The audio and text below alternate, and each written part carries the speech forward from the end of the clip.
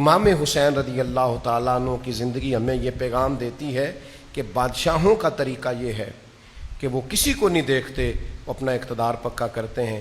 تو پھر امام حسین نے ہمیں کیا سبق دیا؟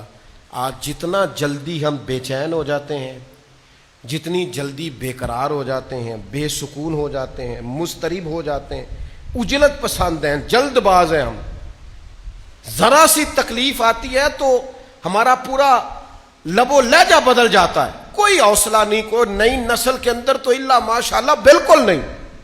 امام حسین نے ہمیں بتایا ہے صبر کیا ہوتا ہے، استقامت کیا ہوتی ہے، دکھوں کو قبول کرنا کس کو کہتے ہیں، آزمائشوں پر ٹھہرنا کس کو کہتے ہیں۔ اپنے اندر وہ خاص حوصلہ پیدا کریں، آزمائش آئے گی ہی آئے گی، وہ چھوڑے گی، بنانے والا رب کہتا ہے میں تمہیں ضرور آزماؤں گا۔ تو جب اس نے آزمانا ہے تو پھر آزمائش کی تیاری کر کے رکھیں۔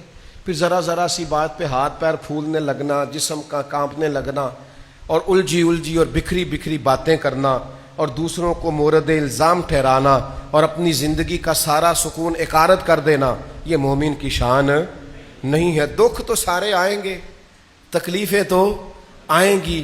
درویش کہتے ہیں دکھ قبول محمد بخشا، راضی رہن پیارے۔